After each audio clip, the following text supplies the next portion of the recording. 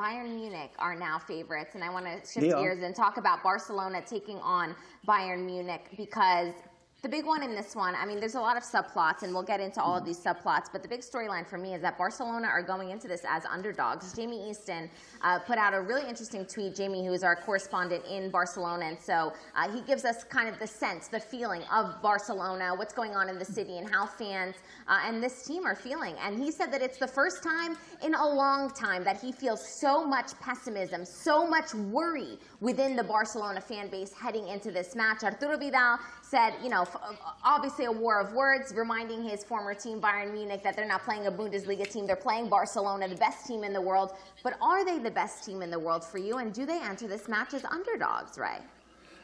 Bayern Munich are probably the best team in the world, the best balance. They've got in Lewandowski, an absolute demon that is playing better football than he's ever done in his career, the great Polish man. He's disappointed playing for Poland. We all know of that record, but he's having a phenomenal season.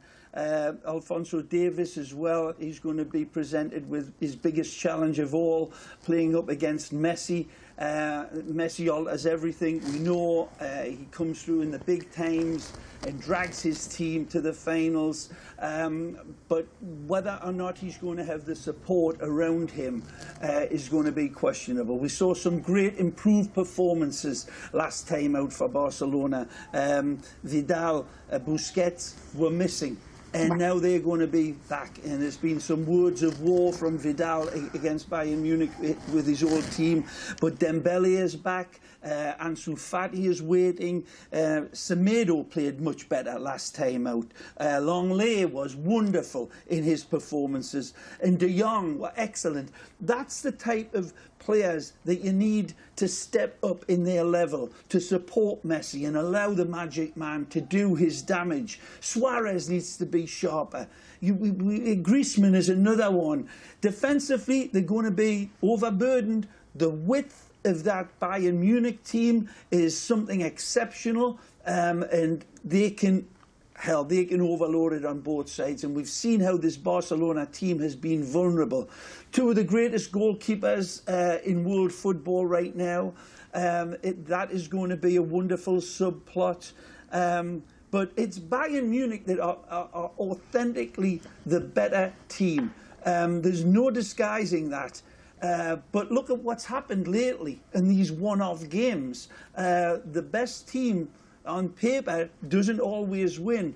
But Barcelona, individually and collectively, have got to find an extra gear or two and hope that they catch Bayern Munich on a little bit of an off day. And then Barcelona could certainly win the game. They're capable of it.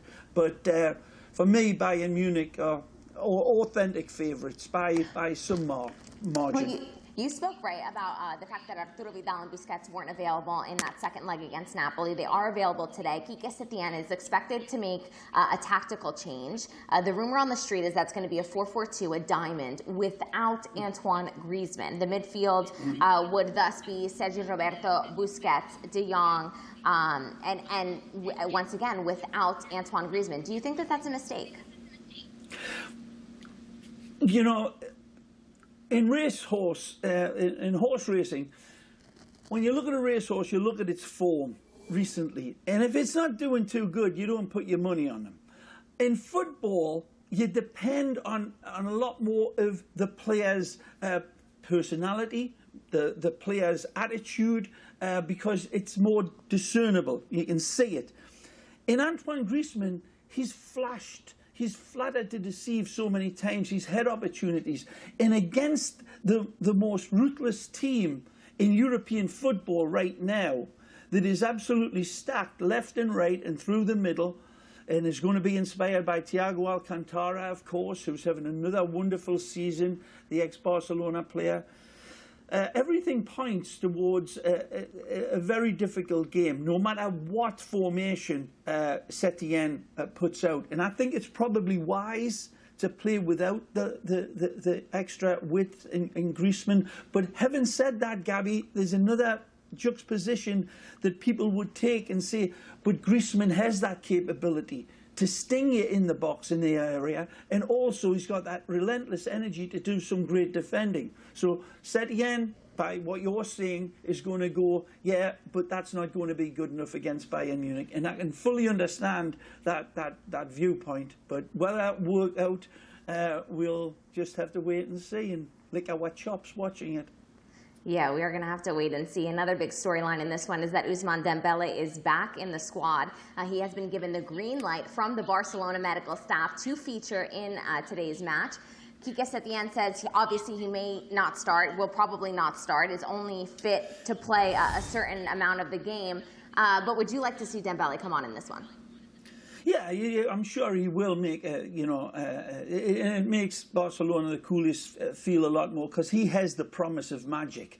He hasn't played for so long. It would be, a calculated gamble, but they may need to see him come in off the bench. That Napoli side, when they played against Barcelona, that was a good preparation for Barcelona, I thought.